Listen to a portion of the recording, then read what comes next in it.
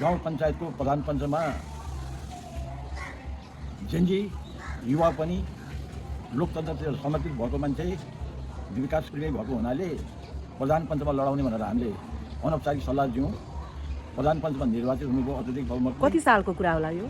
यो 26-27 सालतिर कुरा हो। हजुर 26 सालतिर कुरा होला।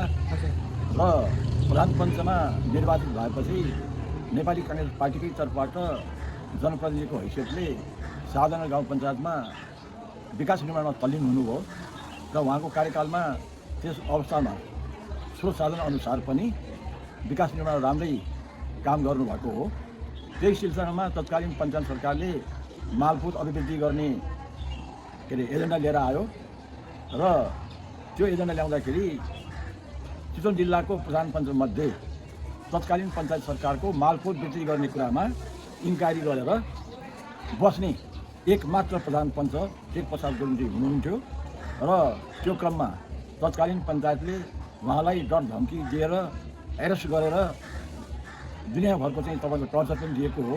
तथापि पनि नेपाली काङ्ग्रेसको पार्टीको एउटा कार्यकर्ताको हैसियतले उहाँले तत्कालीन पञ्चायतको त्यो चाहिँ मालपोत वृद्धि गर्ने कुरामा इन्कार गर्नुभयो र चितवन जिल्लाको प्रधान पञ्चमा एकमात्र टेकप्रसाद गुरुङले मालपोत वृद्धि गर्नुहुन्न, जनतालाई मर्का पर्छ भनेर अडान लिएर बसेका हुनाले उहाँको त्यही बेलादेखि नेपाली काङ्ग्रेसको चाहिँ राजनीतिक चाहिँ कार्यकर्ताको हिसाबमा उहाँको पार्टीमा राम्रो छवि भयो, जनतामा राम्रो छवि भयो र त्यो भइसकेपछि पार्टीको जिल्ला सभापति 3 कार्यकाल र जिल्ला पञ्चायतको जिल्ला विकास समितिको सभापति पनि हुनुभयो। विद्रोह गरेपछि मालपोतलाई एक्सेप्ट नगरेपछि उहाँले कति अन्य गाउँ पञ्चायतले 90 रुपियाँ तिर्ने, यहाँ चाहिँ 50 कि कति बनाउनु भएको थियो अरे उहाँले? होइन, त्यो सिडियो त्यो एजेन्टै उसले स्वीकारेन कि। ए मान्नु भएन त्यो यो त्यो कुरा हामी हजुर तत्कालीन पञ्चायत गभर्मेन्टले लगाएको मालपोतको शुल्क 90 रुपियाँ चाहिँ कसले बिगाएको त्यो चाहिँ उहाँले टोटली इन्कार गरे हो कि यो वृद्धि भयो भने जनतालाई चाहिँ मर्का पर्छ, यो वृद्धि गर्ने कुरा मेरो सबत छैन, इन्कार गरे। त्यस्तै अन्य कामहरू पनि उहाँलाई अहिले पुराना पुस्ताले के भन्छन् भने हामीले सुनेको अनुसार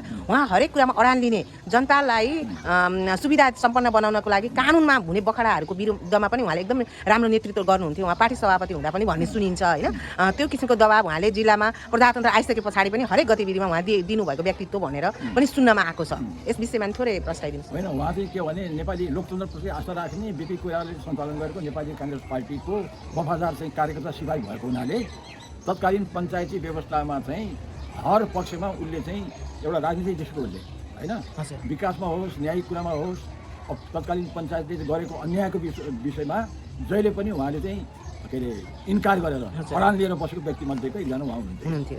अहिलेको जेन्जी भनेर अहिले आइरहेको छ, जेन्जी उमेरमा नै उहाँले गाउँ पञ्चायतको प्रतिनिधि होइन, जनप्रतिनिधि हुनुभएको व्यक्तित्व हुनाले अहिलेको जेन्जी पुस्ताहरूको धेरैको भावना उहाँले बुझ्न सक्नुहुन्छ भन्नेमा यहाँ ढुक्क हुनुहुन्छ? एकदम ढुक्क।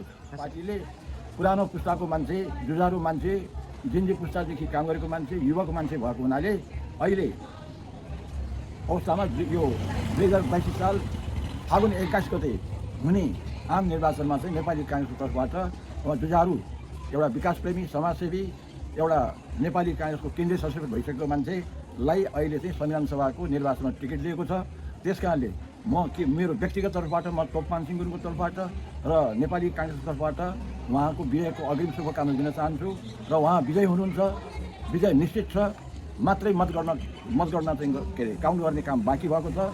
नेपाली काङ्ग्रेसको तर्फबाट संविधान सभाको उम्मेदवार टेकप्रसाद गुरुङ निश्चित रूपमा चाहिँ विजय हासिल गर्नुहुन्छ भन्ने म आग्रह गर्न चाहन्छु र आम जनतालाई उहाँलाई आफ्नो अमूल्य मत दिएर अझै अत्यधिक बहुमतले जिताउनको लागि म चाहिँ आग्रह गर्न चाहन्छु, अनुरोध गर्न चाहन्छु, आह्वान गर्न चाहन्छु।